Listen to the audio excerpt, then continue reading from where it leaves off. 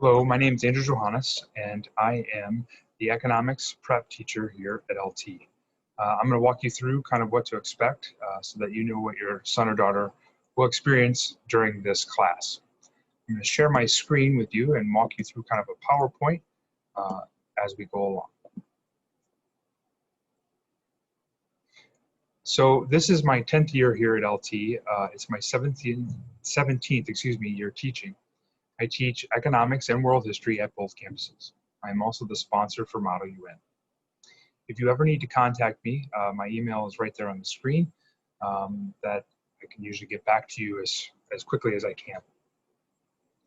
So Canvas is going to be kind of the portal in which we communicate everything out to the students.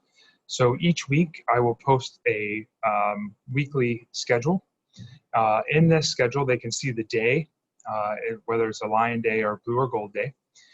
They can see the learning target, which is the goal for the day of what we're going to do.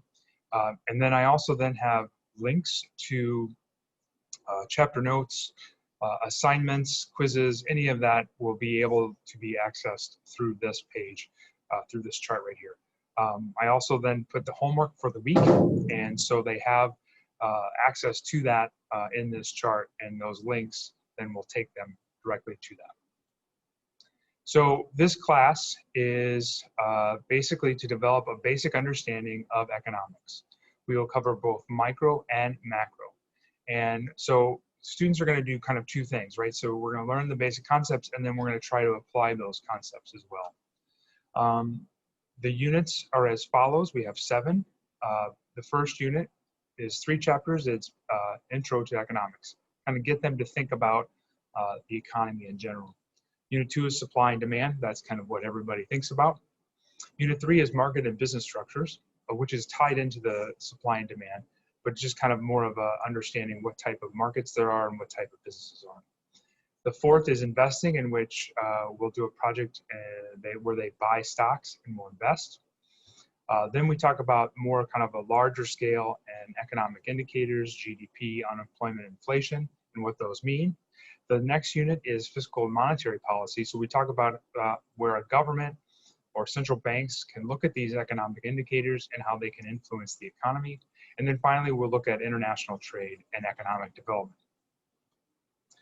How I structure this class will be students will go to Canvas. We look at Canvas for the first minute of class. We make sure everyone's kind of on board and they have everything they need. In addition, the link to the meeting, Zoom link for the class will be there as well. I will share out a PowerPoint. I'll share my screen similar to what I'm doing here. I'll talk for about 5 to 10 minutes, and then we'll break off into groups. In groups, then what they'll be doing is working on those concepts that we've discussed, working on some type of activity.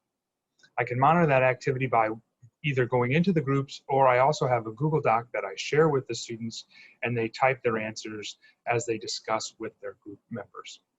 Each week, the students will be expected to do review questions for the chapter that we're covering, and then a quiz as well. At the end of each unit, we will be doing a unit project.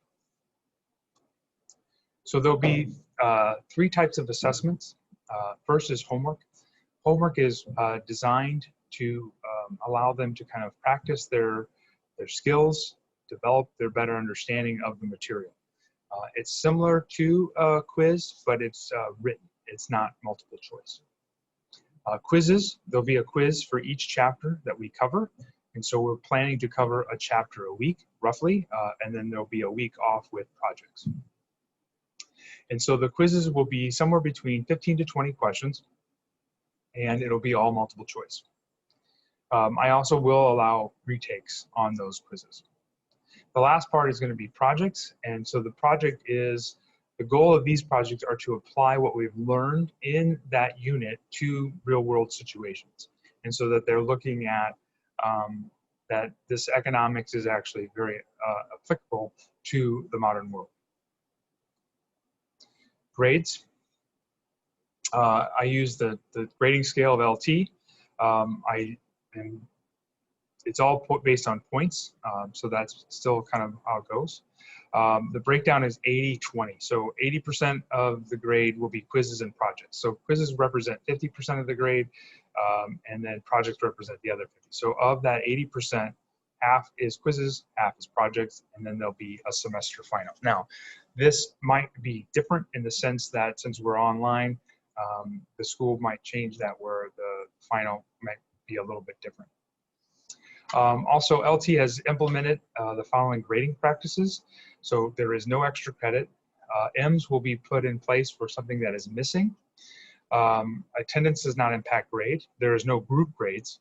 There's no curving, and formative assessments will not count towards the final grade. So that's the homework piece that I talked about, the unit questions or the chapter questions that they're completing.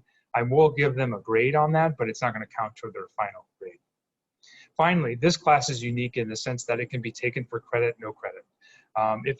If you choose that option, that this class will not be marked against their GPA. In order to do that this year, students and parents will need to email me that they would like to take this class credit, no credit. The deadline is next Friday, which is September 11th.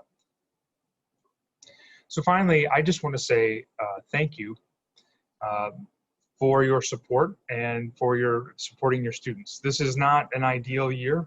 None of us planned on having a school like this, but I want to say that the students are doing great. I'm very proud of what they've done so far. And hopefully soon we'll be back to a normal situation. But I feel if we are all working together, we can provide a pretty high quality education for our students. Thank you, and please let me know if you have any questions.